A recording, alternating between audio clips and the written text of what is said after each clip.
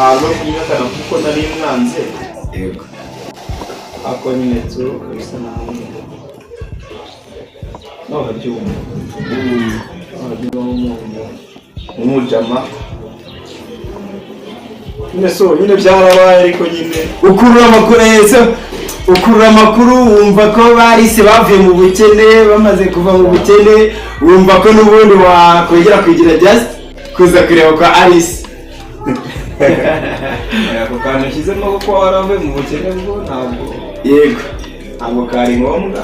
None se basi arizi gise namukunda. Ikintu kikugenza nyirizi. Tubwire ikintu kikugenza muri uru rugo gikomeza kuba warakomeje kujya just ntuzumwana avugiye ko n'umwana. N'umwana Alice anankundiye niko twakundanye tukanabyarana. Nta kibazo ndacyamukunda ariko yumva ukunda umwana cyangwa ukunda nyina? Bakunda bose. Umwana ni amaraso yanjye hamwe na aranga. Ko nyina sa amaraso yawe ariko arangije. Ubwibwe n'ikikavuye kese. Umwana se basi nibura hari umugati waba waramuzaniye cyangwa se nibura ari isabune waba warahaye nyina ngo amese inkweto yari yambaye, ese basi hari n'akambaro waguriye uwo mwana? Ariko nyine umuntu avuga ngo aje gushaka umwana. Tuganire man, tuganire tu warabyawe ndetse nabona uri umusore wavutse mu muryango unakomeye. Nduzi ko turi ubu ni Lise niwe mushiki wanjye, niwe muryango wanjye, niwe kimfite n'umwana yabyaye mukunda kurusha niba uzi ibintu nkunda mu buzima. So nyine uriya mwana ndamukunda. Riponse ndamukunda kuruta nkunda ibintu byose. Ndetse Riponse anabuze muri uru rugo narusiga nkagenda. Nyine urabona nyine ndabyumva uramukunda n'ibyo nka nyirarume. Ko nanjye mukunda nka se. Niki tubwira ikintu cya mbere cyafatira wowe utangira kuvuga ngo wakunze umwana. Warabyaye tu waherutse utera inda warishimishije. Ntungaye mushiki wanjye simbigwakanira ndetse simbikwangira narabigushimira.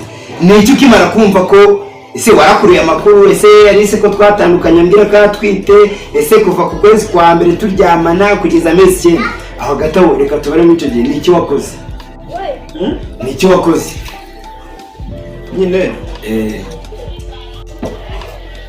niba nyine yarabimbwiye nyine ambwira ko atwite ubusabye ndi muri situation itari nziza.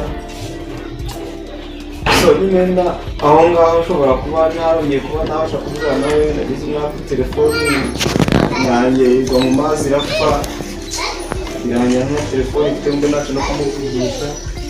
So nyine nawe wabyumva nyine na ijya guca kurusha kumbwiza ukuri wambwiza ukuri kuko wamwanze kuko Lise ari umukene umwanga ko ategera ariko kira kite cyari mfasha uramuritse kabisa ati ngiye kwa Rupaca wabo wabarise nabatereka njye kureba umwana utanazi umwana utagize uti umva umusore wanjye umva umusore twese turi amasore sibyo ariko umwana so niba wanafite uko waganiriye n'umugore wawe nimwe mubizi nimwe muzi ukuntu bizagenda uko igihe kano kanya ngize byo ntabuca byinshi tutanabona. Fasha umwana ndamwigisha, umwana agiye kurangiza kaminuza, nta sabune nta mituweli, nta n'ikintu na kimwe wigeze ukora uvuga ati umwana wanjye reka nibura mujyane ku ishuri. Ese basi reka mugore n'ikabutura, ese azakwitabye? Ntawe umugabo ntambwira warabyaye agafuka k'akawungazi, isabune waguze, inkweto waguriye umwana, uje kureba umwana wamureba nk'iki?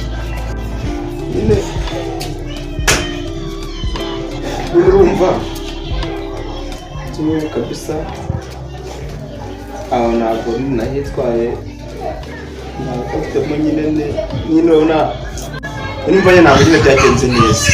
Reka wikiri kuvunika sibyo, wikiri kuvunika ibyo bana umugore wawe uko mwabitangiye abariko muzongera mu biganire njyazama igisubizo ntavuga ko umwana ari wawe nzamugwa ko je kano kana nta uburenganzira mfite bwo kuvuga ngo fata umwana nta kandi cyo na cyo none basi bumva itoneye ko simbisi habyemezwa n'iki mani baramumbwiye